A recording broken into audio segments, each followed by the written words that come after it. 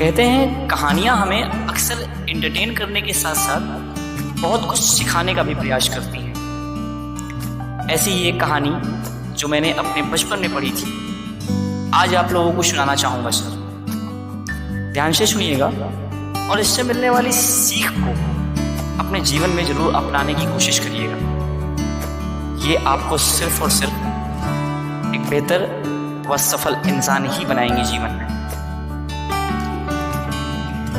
एक समय की बात है, एक बेघर इंसान था और वह खाना इकट्ठा किया करता था। उसने ये ध्यान दिया कि हर दिन उसका खाना गायब हो जाता है। एक दिन उसने उस चूहे को पकड़ा जो उसका खाना चुराता था और चूहे को पकड़ने के बाद उससे बोला कि तुम मेरा खाना क्यों चुराते हो? अगर चुराना ही है तो जाके अमीरों का खाना चुराओ, अमीरों को कोई फर्क नहीं पड़ेगा, मैं तो बेघर और बेसहारा हूं। चूहे ने उत्तर दिया कि ये मेरे भाग्य में है कि मैं तुमसे चुराऊं। भिखारी ने तुरंत उससे पूछा, लेकिन क्यों? चूहे ने सहजतापूर्वक कहा, क्योंकि ये तुम्हारे भाग्य में है कि तुम अपने पास सिर्फ 8 चीजें ही रख सकते हो। चाहे तुम कितना भी भीख मांग लो, कितनी भी चीजें इकट्ठा कर लो, तुम केवल उतनी ही चीजें अपने पास रख पाओगे। चूहे की ऐसी बातें सुनकर उस बेघर इंसान को बेहद सदमा लगा और उसका दिल पूरी तरह से टूट गया। भला कौन ऐसी किस्मत पाना चाहेगा? उसने चूहे से कहा, आखिर मेरी ही ऐसी किस्मत क्यों? चूहा बोला, मुझे नहीं पता, तुम्हें जाकर बुद्धा से पूछना चाहिए, शायद तुम्हारे इस प्रश्न का उत्तर उन्हें पता हो। इस तरह वह बेघर इंसान बुद्धा की खोज में निकल पड़ता है। बुद्धा तक पहुंचने में उस भिखारी की रास्ते में 3 लोगों ने मदद की। पहला, जो कि एक धनी इंसान था, दूसरा एक जादूगर और तीसरा एक कछुए ने। उन तीनों को जब ये मालूम हुआ कि ये भिखारी बुद्धा के पास जा रहा है अपने भाग्य के विषय में पूछने के लिए, तो उन तीनों लोगों ने अपना अपना एक सवाल भी बुद्धा से पूछकर आने की विनती उस भिखारी से की। भिखारी ने उन तीनों लोगों की विनती स्वीकार की। मरता क्या ना करता, तीनों ने उसकी मदद जो की थी और बोला कि अपने अपने सवाल बताओ। तो सबसे पहले धनी इंसान ने कहा कि मेरी एक 16 साल की बेटी है जो बोल नहीं सकती। मुझे बस बुद्धा से ये पूछना है कि मैं ऐसा क्या करूं जिससे वह बोलने लग जाए। फिर जादूगर बोला, मैं 1000 सालों से स्वर्ग जाने की कोशिश कर रहा हूं और मेरी शिक्षा के हिसाब से मुझे अब तक स्वर्ग पहुंच जाना चाहिए था। तुम बुद्धा से पूछना कि मैं ऐसा क्या करूं जिससे कि स्वर्ग पहुंच सकूं। अब अंत में कछुआ बोला कि मैं पिछले 500 सालों से एक ड्रैगन बनने की कोशिश कर रहा हूं और मेरी शिक्षा के हिसाब से मुझे अब तक ड्रैगन बन जाना चाहिए था।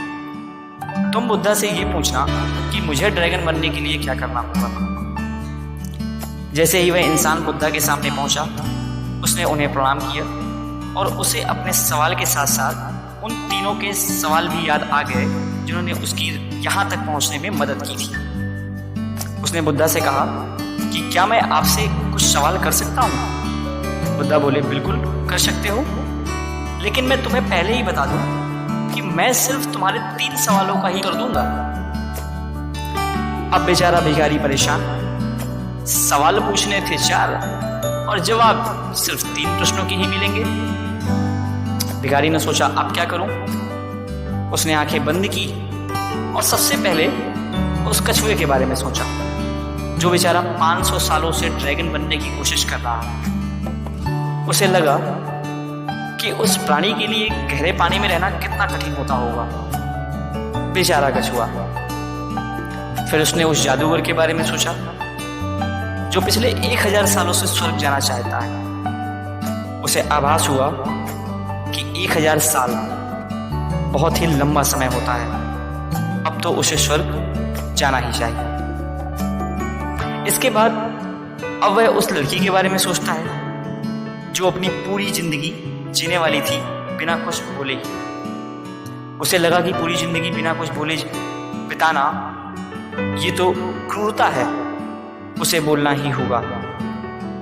और अब अंत में वह अपनी ओर देखता है और सोचता है कि मैं तो बस एक बेघर भिखारी हूं, मैं वापस जाकर भीख मांगना जारी रख सकता हूं। मुझे इसकी आदत है, कुछ भी नहीं बदलेगा। पर उन लोगों के लिए सब कुछ बदल सकता है अगर उन्हें अपने जवाब मिल जाए तो। उसने जैसे ही दूसरों की समस्याओं के बारे में देखा, उसे खुद की समस्या बहुत ही छोटी लगने लगी। उसे बुरा महसूस हुआ उस जादूगर, उस कछुए और उस लड़की के लिए। इसलिए उसने बुद्धा से उन तीनों के सवालों को पूछने का फैसला किया और एक एक करके बुद्धा से सवाल पूछने लगा। बुद्धा ने कहा, कछुआ अपना ढांचा छोड़ने के लिए तैयार नहीं। जब तक वह अपना ढांचा आसानी से नहीं छोड़ देता, वह कभी भी ड्रैगन नहीं बन सकता। जादूगर हमेशा अपनी छड़ी को अपने साथ रखता है, कभी उसे नीचे नहीं रखता।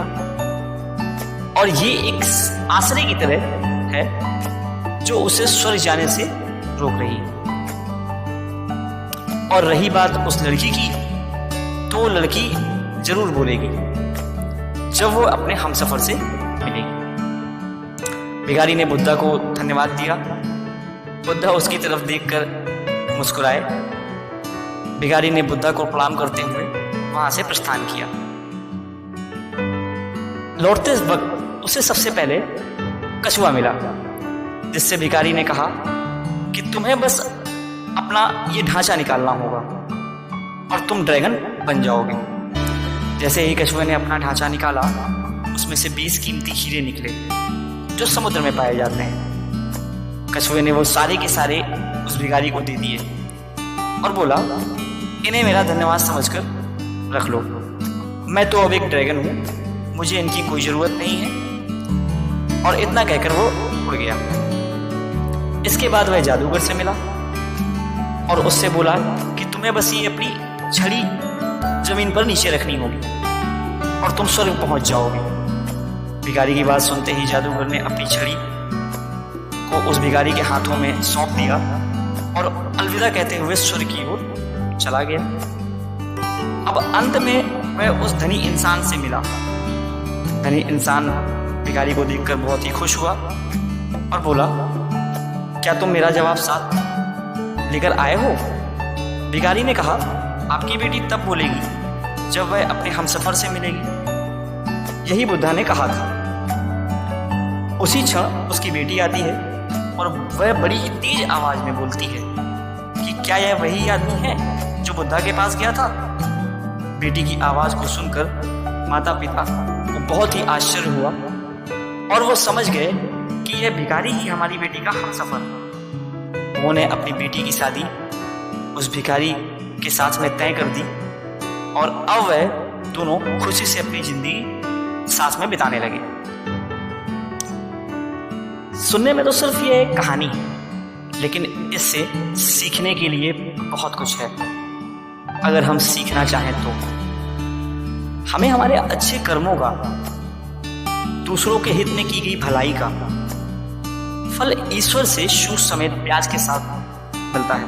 सर, परेशानियां और दुख सबके साथ में है, लेकिन अगर हम अपनी परेशानियों और दुखों को भूलकर दूसरों की मदद करते हैं ना, तो उसका फल हमें जीवन के किसी न किसी मोड़ पर, किसी न किसी उपलब्धि के रूप में ईश्वर से जरूर मिलता है। भिखारी गया था सिर्फ अपना भविष्य पूछने के लिए बुद्धा से, लेकिन अपने दुखों और परेशानियों को भूलकर उसने दूसरों के दुखों और परेशानियों, दूसरों की समस्याओं के बारे में सोचा और उनकी मदद की, जिसके फल के रूप में उसे इतना मिला जितना कि उसने कभी आशा भी नहीं की थी। हीरे मिल गए, जादुई छड़ी मिल गई और धनी परिवार की सुंदर कन्या भी मिल गई। सब तो मिल गया उसे, अब क्या चाहिए था? और ये सब केवल और केवल उसके अच्छे कर्मों की वजह से ही संभव हो पाया। जो कि कहते हैं ना कि कर भला तो हो भला। आज का समय भी हम सभी से कुछ ऐसे ही पुण्य कर्मों की उम्मीद कर बैठा हुआ है। इसलिए इस कोविड के कठिन समय में जितना हो सके दूसरों की मदद कीजिए। ईश्वर सब देखता है और इसका फल आपको किसी न किसी अच्छाई के रूप में ईश्वर से जरूर मिलेगा। इसलिए बस अच्छे कर्म करते रहिए।